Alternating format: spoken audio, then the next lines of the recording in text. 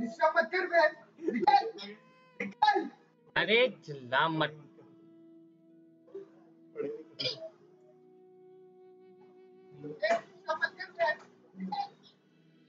Soup किसने दिया? तूने दिया? सूप किया तूने? हाँ। रेडी? मत बोल मुझे। सॉरी मैं देखे नहीं। Sorry.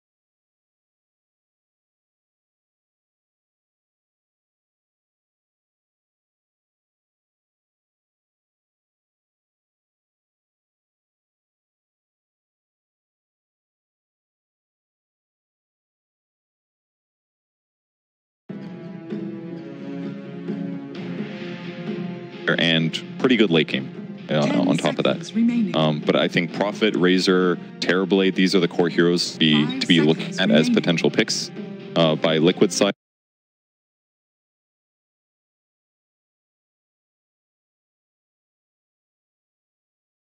Face, the smiley face from him is the FK as well as the DK from Team Liquid. So 2 huge staple pickups of the tournament. Yeah, Sanking is definitely the other hero, at least offlane / support wise, that has been pretty consistent. The other hero I was thinking about was AA in terms of his ability to win lanes, and like I feel like something that's really valuable right now is the ability to blink, instantly stun somebody, and then kill a hero regardless of who they are. I think AA really facilitates that, Sanking really facilitates that. In a lot of ways, Dragon Knight does as well. It's another stun initiation that's fairly instant, and does give Liquid these options once they hit mid-game to go around and just create space, get kills, which therefore lead into Roshan towers.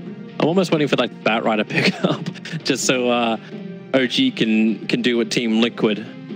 Yeah, just stomp the Dragon Knight in lane. Yeah, potentially, or at least force Liquid to be pushed into lanes which they may not want to do.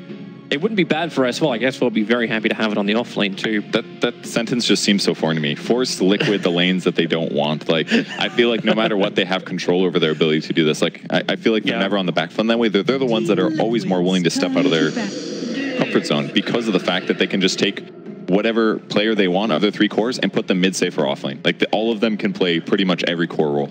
Well, this feels like a very safe approach from OG. I like it. I think No-Tail's Death Prophet has been, or I'm sorry, I guess it has been mostly No-Tail Death Prophet now that I think about it. But I think his Death Prophet has been very solid. It's not maybe the biggest resolution hero, but it's somebody that can sacrifice a little bit and kind of be the front of the team in terms of pressure. And I think it's something that teams that maybe not as confident in the meta right now, it's really safe and strong for them to kind of resolve around this one hero. Yeah.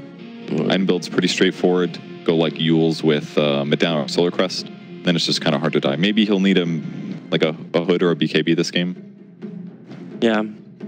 I always just wonder, like, it's great as long as you can have a follow-up, as long as you actually can have the team fight you want. But if Team Liquid are capable of just disengaging from the ecosystem, if they're capable of like stopping the push, this for me is very dangerous for OG because they can't force the issue. And then what are you doing? Like it's actually wants to initiate in. That's why I was kind of hoping you can have a little bit more of a flashier style hero.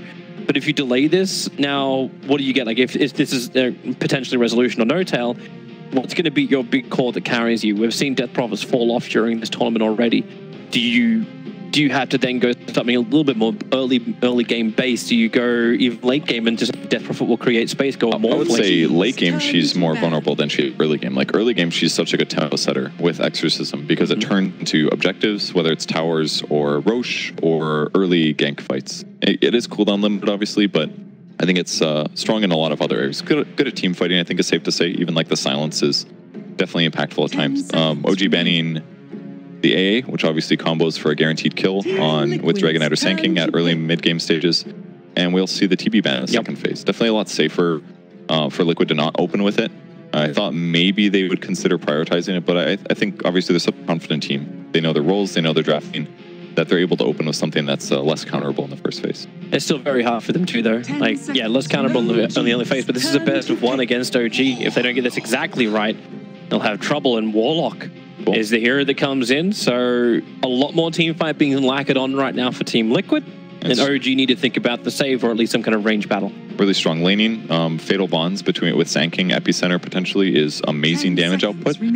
They also ban Witch Doctor, which is pretty sure Fly's best hero right now. And OmniKnight works out amazing with Death Prophet as well. Just makes the hero so much harder to kill at early to mid stages of the game. And obviously he's a strong laner. So they're trying to force OG to have to grab heroes that are exploitable, and they've also been covered by grabbing a Warlock. No, I wish I called that. I was sitting in my head, it's just like, well, if I can't play Witch Doctor, he's got to play Dazzle, right? It is one of his classic heroes for sure. It's exactly where he heads. And it's something we haven't seen that often, actually. I think it's not very picked in this tournament. It doesn't have as many combo heroes as it used to. Like Death Prophet was actually one of the heroes that Dazzle used to combo with a lot, but like back when Huskar was even thought about being selected, then we could have a Huskar game. It would have been really great against a hero like a Gyrocopter because the increase in armor kind of makes a lot of the physical damage just go at the wayside.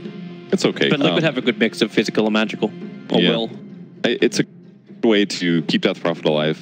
If they have an Spirit with a Dazzle, it'll help offset the fact that Dazzle can't gank very well. But between like heals and Weave, the best thing about this, and this is kind of like maybe one of the first, maybe this was a Manila Major or the first major that OG won. It was Manila, right? I believe that was I think it was Manila. The first major that OG won would have been Frankfurt, the first ever major. Oh yeah, the only major they didn't like, as in like the back before we had this system, the only major they didn't win was Shanghai. That's Frankfurt was the first one. But anyways, OG's Dazzle is super common. They've been doing this forever. Sometimes like Huskar cheesing. They've also always been very good at just like pushing and staying alive with Dazzle and just kind of slowly overpowering your opponents and taking the win. Well, the Enchantress gets picked up. So we'll see if OG actually want to get a little bit closer with their fighters. Ursa Warrior, a nice pickup and Lifestealer against the Enchantress. They will have that Dazzle to enable a frontline jumper. It's also going to be really good in lane too. I feel like Dazzle